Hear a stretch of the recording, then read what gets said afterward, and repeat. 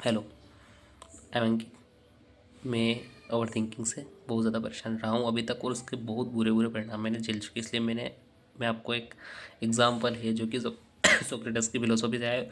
उनका कहना है कि मैं कुछ भी नहीं जानता हूँ।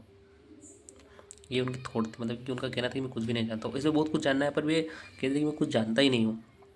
तो इससे हम क्या समझ सकते हैं कि जो कि हम बहुत सी बार बहुत अनुमान लगा लेते हैं कि ऐसा होगा। ऐसा हम जो ओवर थिंकर होते हैं वो प्रोस्पेक्टिव ढूंढते हैं, मतलब कि जैसे कि ऐसा नहीं तो ऐसा, ऐसा नहीं तो ऐसा। बट कुछ तो है हमारे माइंड में 7-8 तरह के आइडिया होते हैं, मतलब कि एक विचार को लेकर, मतलब एक जो थिंक लेकर, मतलब एक एक्टिविटी को लेकर हमारे बीच में। जैसा कि अगर मान लिया जाए कि किसी ने आप चिल्लाया था, आप 10-12 अलग अलग बाहर मतलब कारण ढूंढेंगे कि उसने किस लिए चिल्लाया, चाहे उसकी वजह कोई हो ही ना, चाहे वो नॉर्मल हो। पर आप ढूंढेंगे 10-12 वजह, और ये लाइफ में कहीं ना कहीं दिक्कतें देती हैं चीज़ें। ओके, और ये चीज़ें ज़िंदगी में बहुत ज़्यादा दिक्कतें होती होगी देंगी। और सच में मैंने फेस करने के बाद मैं आज कह सकता हूँ कि मतलब कि बहुत ज़्यादा नहीं विचार करना, मतलब कि जो एक थिंक है उसके बारे में उसे इतना भी रिक्लेम नहीं करना है कि यार बार बार वो थिंक जो है आपको रिपीटेशन मोड में चली जाए और जाती है कई बार। मैंने देखा है कि तुम सोचते हो एक चीज़ के बारे में, जैसे कि सामने से तुम्हें किसी ने कुछ कह दिया तो तुम सोचो कि कैसा इसने किस लिए कहा होगा, क्यों कहा होगा, से लेकर तुम्हारे मन में 50 तरह के विचार और बन चुके होते हैं। और तुम उस आदमी तुम एक समय तो उस आदमी को अच्छा भी समझ लोगे ओवर थिंकिंग में, नहीं नहीं ये हो सकता है कि मेरी कोई गलती होगी।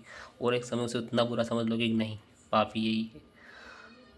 तो ये चीज़ें चलती रहती है ओवर थिंकर के माइंड में। वो डिसीज़न नहीं ले सकता है और उसे एक बहुत घटिया टाइप का पैटर्न होता है लाइफ में। मतलब तुम समझ सकते हो कि यार एक ओवर थिंकर किस स्टेट में होता है, जब वो सोचता है कि क्या करना है क्या नहीं करना है। मतलब वो सोचता है कि और उसके माइंड में ना वो पैटर्न चलता रहता है।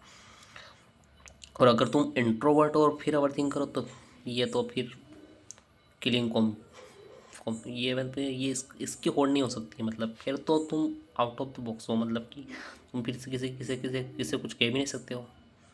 तो कुछ कहना भी नहीं है, वो तो तुम्हारी मतलब पर सेल्फ रिफ्लेक्टिव है। तुम किसी क्या कहते हो तुम्हारी प्रॉब्लम, तो तुम किसी कहोगे भी नहीं। फिर उसके बाद तुम शाय भी हो, इंट्रोवर्ट भी हो, ओवर थिंकर भी हो। ये कॉम्बिनेशन जो अगर मैच हो गया ना भाई, तो मतलब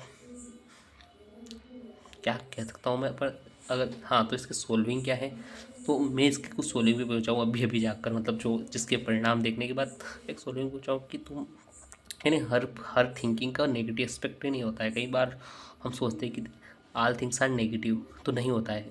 कई बार चीज़ें पॉजिटिव साइड जाती हैं, कई बार चीज़ें बहुत नेगेटिव साइड जाती हैं। पर हम ओवर थिंकर होते हैं, कई बार नेगेटिव चीज़ों को भी इतनी पॉजिटिव ले लेते हैं और कई बार पॉजिटिव चीज़ों को भी इतनी नेगेटिव ले लेते हैं कि उसकी कोई हद पार नहीं होती भैया। हम अनसंड लोग होते हैं ओवर थिंकर। हमें कुछ समझ में नहीं आ रहा होता है कि क्या चल रहा है लाइफ में। ओके, धन्यवाद।